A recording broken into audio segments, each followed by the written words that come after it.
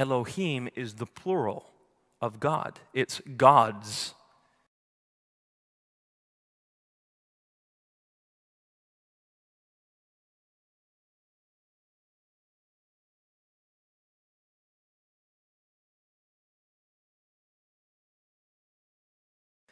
And people might say, where? Where did we start seeing the Trinity in the Old Testament?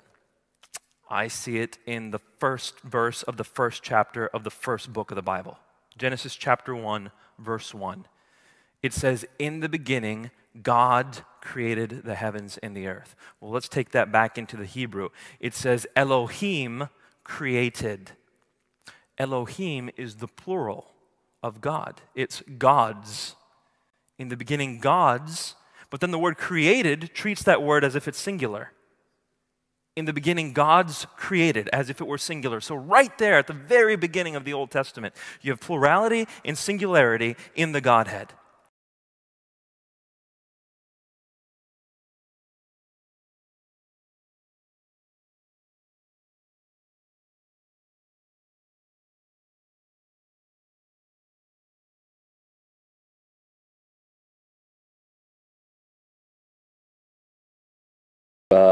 Talk to us about that a little bit. Okay, there are certain Hebrew words, and these words have plural endings, but they don't necessarily have plural meanings. And to use an English example, we can talk about the word news. Mm-hmm. News is a singular as well as could be a plural, but just because it has an S ending doesn't mean that we automatically assume that. So it is in Hebrew, the word for face, panim, also has a plural ending, but it is a singular word. Same thing with heaven and water, mayim and hashemayim, or shemayim. So the idea of it having a plural ending doesn't necessitate a plural meaning. Besides, if Elohim did mean God in a plural sense, the plural of God is not a tripersonal God, but gods. Yes, yeah. And that's polytheism. Yes. Right? And so Okay. that's not very helpful for any of us to say that God is a plural. But also in Hebrew, as in many languages, probably most languages, the verb also contains a number in it. So singular or plural. Mm-hmm. And so we have good indications grammatically that Elohim is thought of as a singular when it's applied to Yahweh, the God of the Creator God, mm-hmm. And so that's because the verb is actually singular. So it says in the beginning here of the Bible, in the beginning God created the heavens and the earth. The word "created" there could either be a singular or plural, and it's singular, even though the word Elohim is technically a plural form.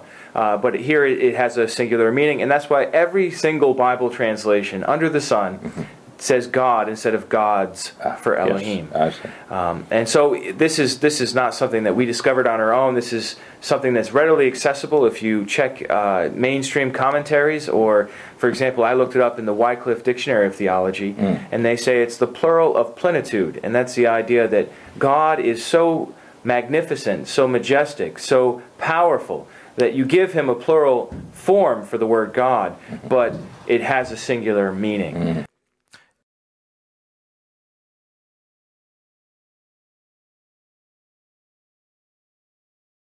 For example, I looked it up in the Wycliffe Dictionary of Theology, and they say it's the plural of plenitude, and that's the idea that God is so magnificent, so majestic, so powerful, that you give him a plural form for the word God, but it has a singular meaning. Mm-hmm. So we're talking about an amazing, wonderful individual who is God, right, but not individuals who are God. There's nothing in the word Elohim that would bring us to the conclusion that somehow God is multiple persons. Right. I think with Elohim we have two options, and these are the two options the translators use. Either translate it God or gods. And frequently when pagan gods, for example, are in view, Elohim will be translated gods. Mm-hmm. But when it's Yahweh who's being spoken of, it's always translated God in every translation done by anybody that I've ever seen. And used with the singular verbs and singular pronouns. Used with singular verbs. And we can also look at a parallel by looking at Dagon or Chemosh or Milcom. or Asherah or Baal. We look at these other pagan gods, and they're all called Elohim too.